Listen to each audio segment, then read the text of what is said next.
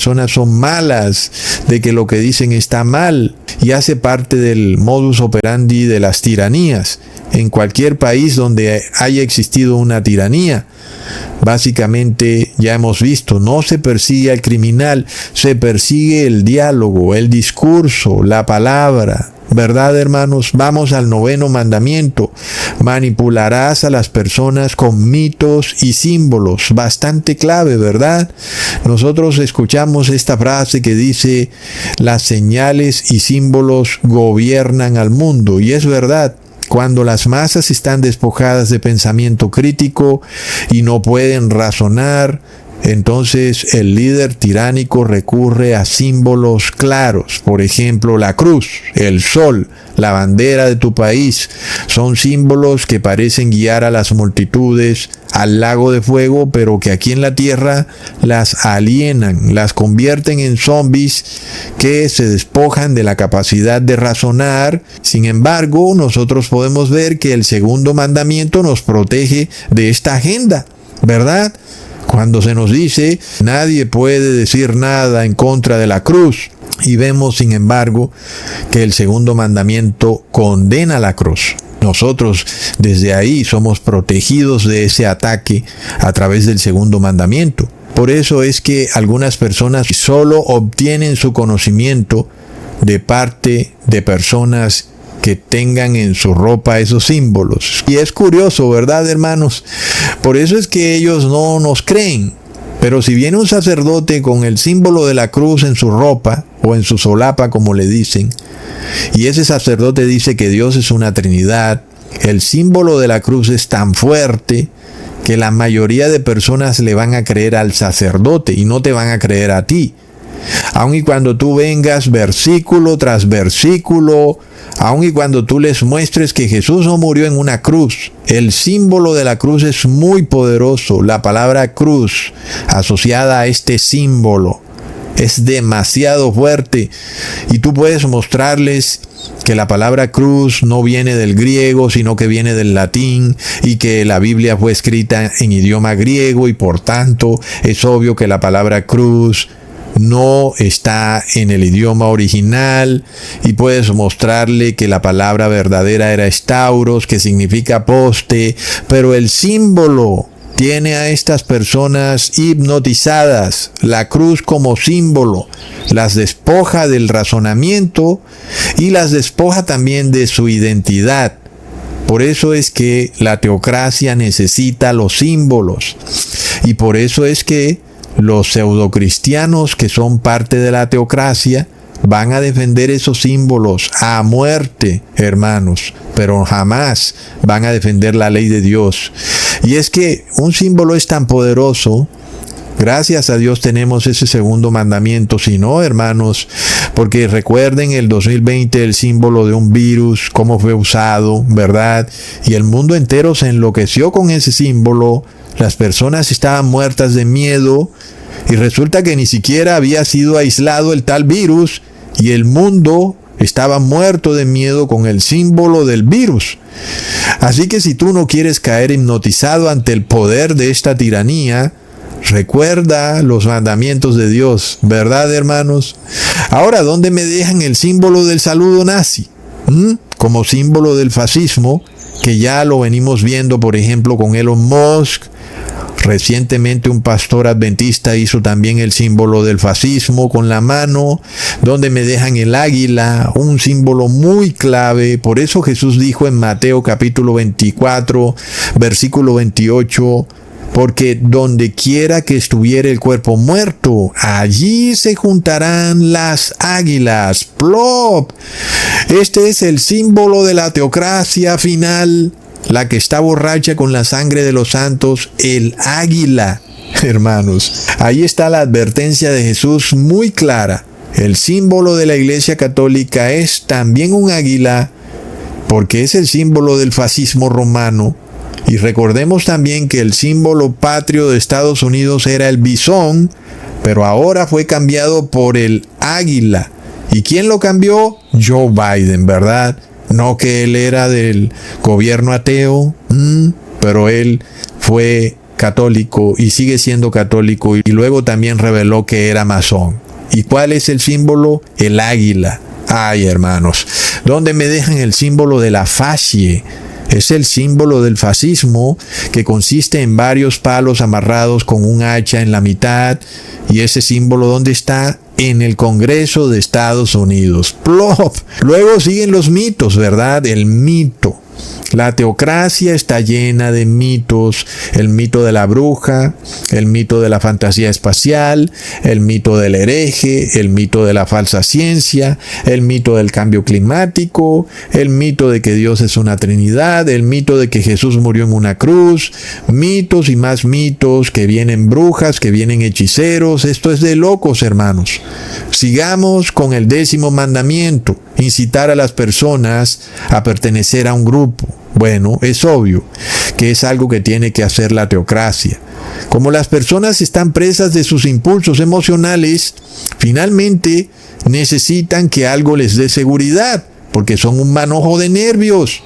Y sobre todo necesitan saber que lo que están haciendo es lo correcto. Y esa seguridad, esas personas la obtienen de su pertenencia al colectivo, cuando en realidad el cristiano está llamado a tener seguridad de lo que hace, porque guarda los mandamientos de Dios, y sus mandamientos no son gravosos y son buenos, lo cual está a la vista de todos, ¿verdad? ¿O es que Jesús fue malo? Y Jesús cumplió los mandamientos de Dios. Pero cuando las personas tienen como faro moral ya no la ley de Dios, sino lo que diga el colectivo, se desata un sentido de pertenencia que le da a la persona cierto tipo de estabilidad emocional. Yo hago lo bueno porque hago lo que hace todo el mundo. ¡Plop! Lo curioso del caso es que el individuo que está sometido al colectivo se verá obligado a cambiar de estado de ánimo cada vez que el colectivo cambie de estado de ánimo, con tal de seguir manteniendo esa supuesta estabilidad emocional que le da la pertenencia al colectivo. Entonces, miremos esto.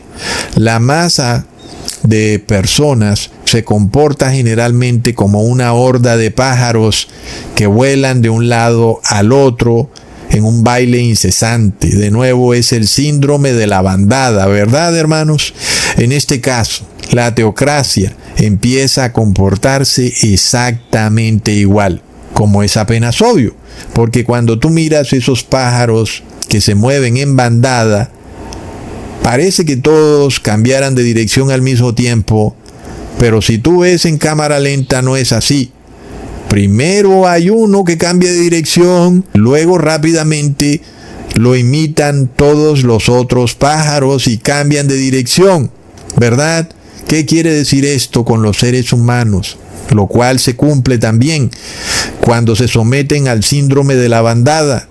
Quiere decir que una chispa de pánico en una o dos personas termina contagiándose a todo el grupo rápidamente, precisamente por las características que ya estudiamos que son inherentes a una teocracia, como lo vimos, el primer y segundo mandamiento, la sugestibilidad o el contagio emocional, ¿verdad? En este caso, eso va ahora unido al sentido de pertenencia. Yo soy más sugestionable por la mayoría porque pertenezco a la mayoría.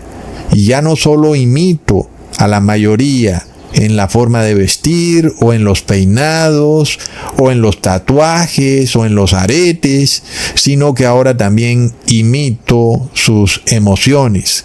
Si hay rabia, si hay ira, si hay miedo o pánico, es lo que yo debo sentir porque es lo que siente el grupo, ¿verdad? Como cristianos somos llamados a extraernos de ese tipo de situaciones. Cuando vemos a la mayoría sintiendo ira, rabia, miedo o pánico, cuidado, hermanos, ¿verdad? Estamos ante una crisis de histeria. Si nosotros vemos lo que significa esta condición psicológica, entendemos lo que viene de aquí para adelante, y es algo que ya yo les había revelado hace tal vez 5 años atrás. Entendemos que pronto vamos a ver personas que salen en las noches con antorchas a hacer justicia por mano propia. Ya empezamos a ver eso hoy. ¿Por qué? Porque estas personas tienen sentimientos de rabia, de ira, de miedo o pánico e imitan luego lo que hace la otra persona. Si tú te pones a ver las noticias, lo puedes ver una y otra vez y cada vez va de mal en peor. Una persona actuando con rabia contagia a las demás personas. ¿Por qué? Ya lo vimos, son personas manipuladas por sus sentimientos.